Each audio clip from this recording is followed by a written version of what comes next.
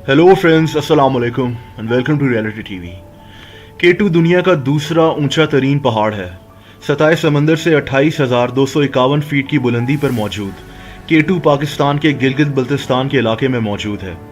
केटू दुनिया के ऊंचे तरीन पहाड़ माउंट एवरेस्ट से सिर्फ चंद 100 फीट छोटा है, लेकिन माउंट एवरेस्ट के मुकाबले में केटू को सर करना दुनिया के हर कोपहमा का ख्वाब है, क्योंकि केटू की चोटी तक पहुंचना इंतहाई मुश्किल काम है।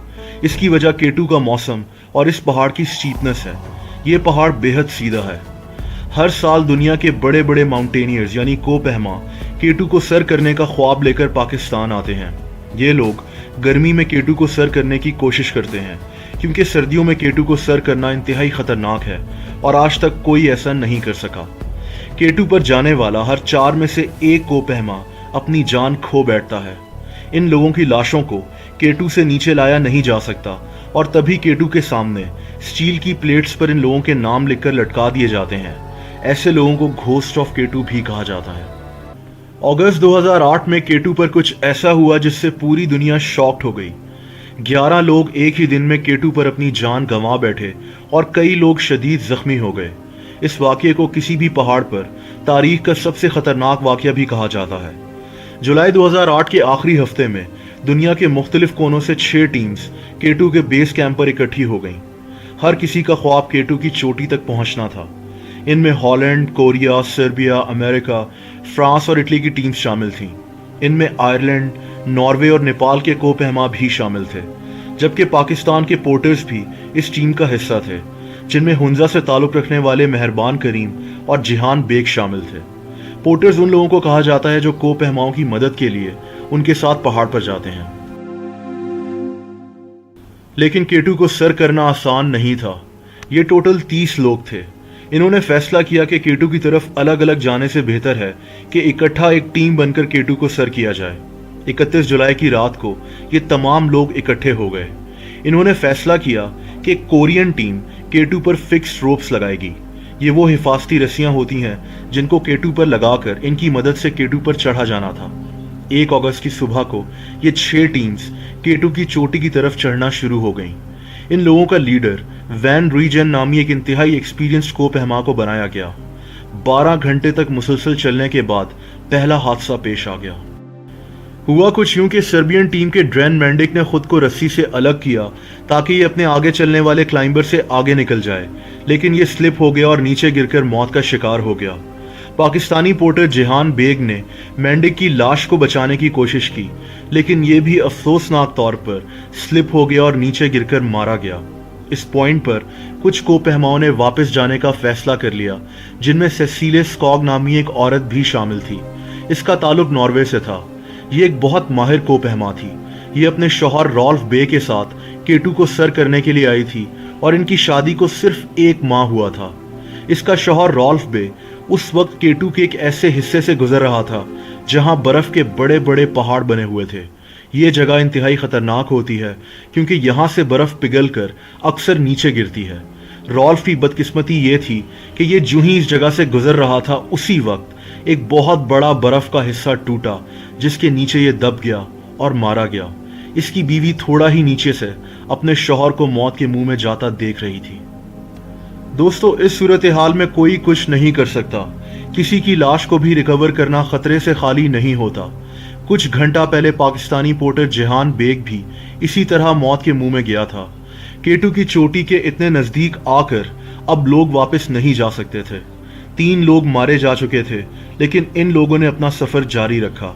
इस एक्सपीडिशन का लीडर वैन रूइजन शाम के 7 बजे केटू की चोटी पर पहुंच गया। इसके साथ 4 और लोग भी शामिल थे। दुनिया का दूसरा ऊंचा तरीन मकाम, अंधेरा और सर्दी ऐसी कि लोगों के जिस्म अकड़े हुए थे और इस हालत में केटू से नीचे उतरना बेहद खतरनाक था। इनको नीचे कुछ टॉर्च लाइट्स नजर आ रही थीं। ये कोरियन क्लाइंबर्स थे जो केटू की चोटी की तरफ बढ़ रहे थे। अचानक ये टॉर्च लाइट्स गायब हो गईं। वैन रूइजन को काफी परेशानी हुई, लेकिन ये लोग नीचे उतरना शुरू हो गए। जिस बर्फ के पहाड़ के नीचे रॉल्फ बे आकर दब गया था, उसी बर्फ ने हिफाजती रस्सियों को भी तबाह कर दिया था। ये लोग अब बढ़ चुके थे। नेपाल का एक कोपहमा ज्यूमिक भोटे केटू के एक खतरनाक तरीन हिस्से बॉटल नेक में फंस चुका था। ये जगह इंतहाई फिसलने वाली और स्टीप होती है।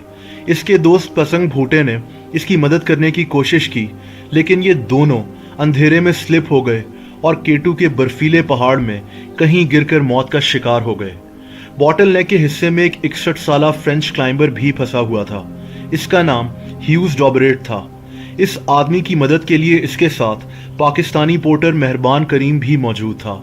ह्यूज को डर था कि इसकी ऑक्सीजन की बोतल ख़त्म हो जाएगी और ये तेज़ी से नीचे की तरफ उतरना शुरू हो गया, लेकिन अफसोसनाक तौर पर सिर्फ 10 मिनट के बाद ही ये भी नीचे गिर गया और इसके बाद इसका पार्टनर मेहरबान करीम भी फिसल कर अंधेरे में बर्फ में कहीं गुम हो गया। पिछले कुछ घंटों में केटू कई लोगों की जानें ले चुका था और कई लोग मौत के मुंह में थे। एक्सपीडिशन का लीडर वैन रुइजेन, जो केटू से नीचे उतर रहा था, को नजर आना बंद हो गया था। केटू की बर्फ पर पड़ने वाली धूप की चमक की वजह से यह आदमी तकरीबन अंधा हो गया था और फिर उस वक्त दुनिया के दूसरे ऊंचे तरीन पहाड़ पर अंधेरा हो चुका था। दोस्तों, 8000 मीटर की ऊंचाई वाले एरिया को डेड जोन कहा जाता है, क्योंकि इस ऊंचाई पर इंसान अपने होशो हवास खो सकता है।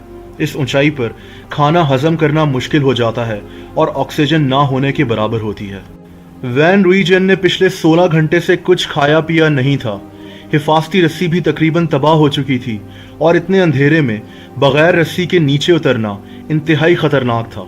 अचानक इसकी कमजोर नजर ने 3 कोरियन क्लाइंबर्स को देखा। ये वही लोग थे जिनके हाथ में टॉर्च थी जो अचानक गायब हो गई थी। ये लोग हिफाजती रस्सी के अंदर फंसे हुए थे। अगर वैन इनकी रस्सी काट देता तो ये लोग नीचे गिर सकते थे। वैन इनकी मदद करने के काबिल भी नहीं था।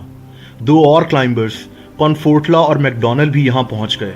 इन लोगों ने काफी देर तक कोरियंस की मदद करने की कोशिश की, लेकिन ऐसा नहीं हो सका। मजबूरन इन तमाम लोगों ने कोरियंस को छोड़कर नीचे उतरने का फैसला कर लिया। लेकिन फिर हैरत अंगेज तौर पर मैकडोनल्ड, जिसका ताल्लुक आयरलैंड से था, फिर से ऊपर केटू की तरफ चढ़ना शुरू हो गया। इसने ऐसा क्यों किया कोई आज तक नहीं जानता। ये ऊपर की तरफ चढ़ ही रहा था कि अफसोसनाक तौर पर एक एवलांच आ गया, यानी बर्फानी तूफान आ गया, जो मैकडोनल्ड और 3 कोरियंस को अपने साथ बहा कर ले गया।